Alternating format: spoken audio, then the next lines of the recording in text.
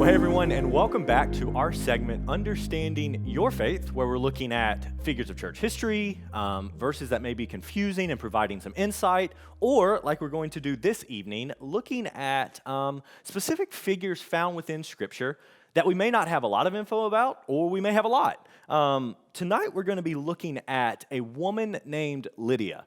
Now it's interesting that we don't have too much insight, if you will, about Lydia from Scripture. But I would argue, and as we'll see in these next few minutes, that she is one of the most important figures in the New Testament, especially when it comes to church planting and missional efforts.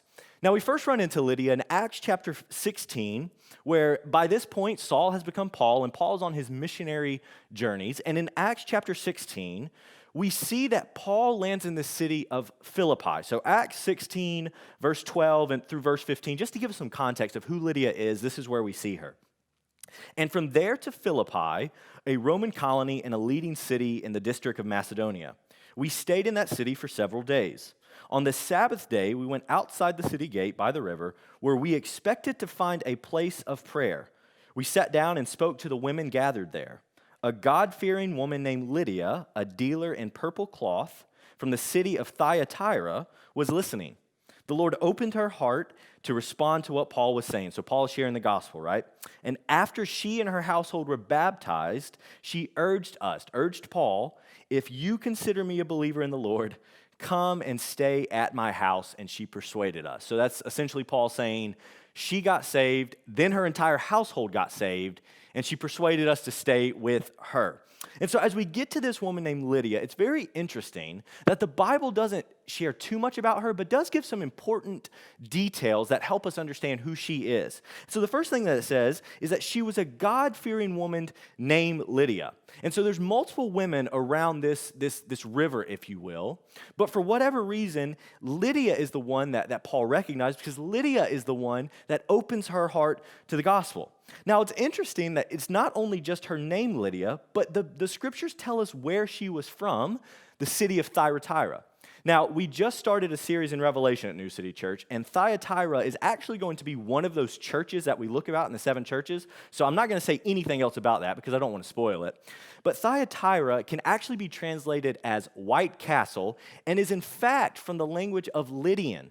And so this was a language around the 3rd century where it was Thyatira could be translated as White Castle and within the language of Lydian. And so some have looked at this scripture and thought, well, if Lydia, which was a common name for a woman, is from Thyatira, which is a Lydian language, her name might not be Lydia, but rather a woman from Lydia. And so it's very interesting that, scripture says her name was Lydia, but as you study and go under the surface a little bit, she might just be the woman from Lydian, and we don't actually know her name. But for right now, we'll call her Lydia, and we'll go with that. And what's very fascinating about Lydia is that if you think about the ancient Near East and the centuries that we're talking about right here, women were not always progressive. Women were not always thought of as leaders in the society. They were not always, they were often overlooked, if you will. But Lydia, within this, we see that she actually was a businesswoman, a dealer of purple garb, purple cloth.